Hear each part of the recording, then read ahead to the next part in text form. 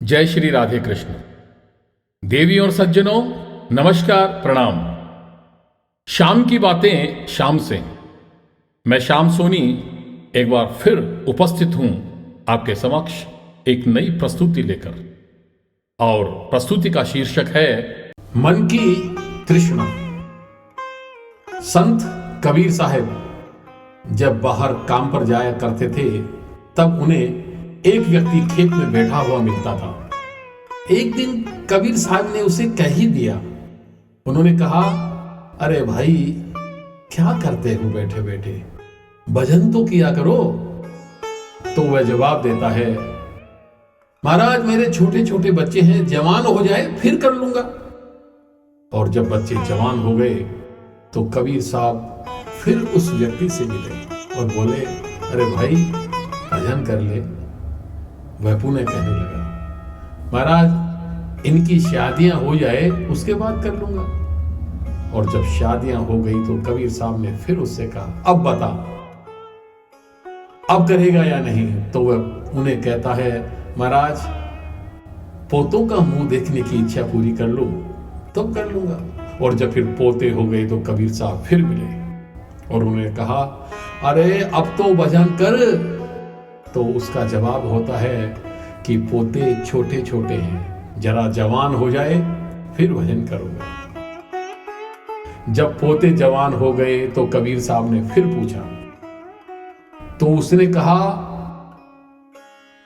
ये सब मेरे घर वाले लापरवाह हैं, रात को सो जाते हैं तो कुछ ध्यान ही नहीं रहता, और अगर मैं न जागूं तो चोरी हो जाए, इसलिए कुछ समय बाद मैं अपने आप भजन कर लूंगा। कुछ दिनों बाद कबीर साहब फिर गए तो वहां वह बाबा नहीं मिला, वह बूढ़ा व्यक्ति नहीं मिला। पूछा गया तो बेटे पोतों ने कहा कि वह तो मर गए। उस बूढ़े व्यक्ति के घर में बहुत सारी गायें थी, क्योंकि वह गाय भैंसों को पालता था और उन्हीं गायों में से एक गाय से उसे बड़ा प्यार था। जब वह मरा तो गाय के पेट में आया और बछड़ा बना। कबीर साहब ने ध्यान से देखा, सिद्ध महात्मा थे, उनकी दूरदृष्टि, उन्होंने देखा तो पता लगा कि वह बछड़े का जन्म पाकर जवान हुआ। उसे खूब हल में जोता गया और खूब चलाया। आखिर वह बूढ़ा हो गया, वह बैल बूढ़ा हो गया। जब उनके काम का ना रहा, जब उनके घर वालों का काम का ना रहा तो उन्होंने उसे गाड़ीवान को बेच दिया। गाड़ीवान ने उसे 10-12 साल तक खूब चलाया, और जब उसके भी काम का ना रहा तो उसे तेल निकालने वाले तेली के हवाले कर दिया। उसने भी उसको कई सालों तक कोहलों में जोता और खूब काम में लिया। जब वहां भी काम का नहीं रहा तो उसे कसाई को दे दिया। कसाई ने उसे मारकर उसका मांस बेच दिया, और जो चमड़ा था वह नंगाड़े वाले ले गए। उन्होंने उसका नंगाड़ा बना लिया। अब उस पर खूब डंडे बरसाते।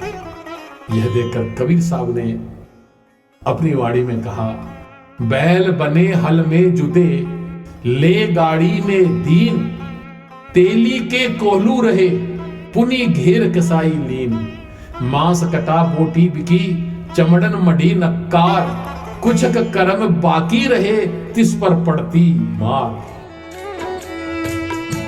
बीत गए दिन भजन बिना रे, भजन बिना रे।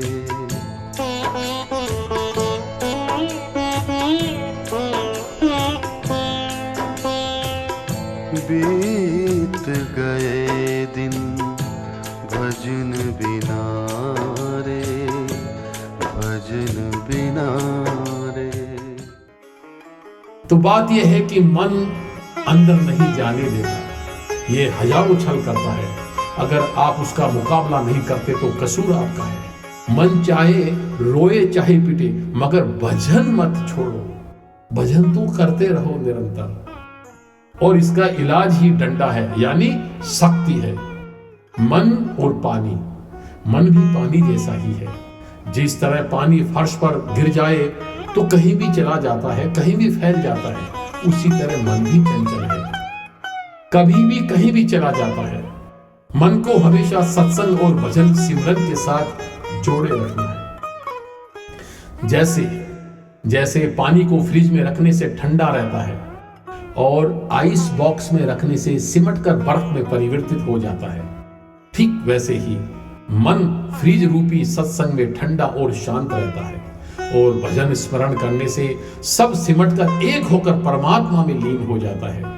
जैसे बर्फ को बाहर धूप में रखा जाए तो वह पिघलकर पानी होकर इधर उधर होकर बिखर जाता है, ठीक वैसे ही हम लोग भी माया रूपी धूप में सत्संग से दूर होकर बिखर जाएंगे। इसलिए हमें हमेशा सत्संग और भजन स्मरण में खुद को जोड़कर रखना है। जय जय श्री राधे कृष्ण।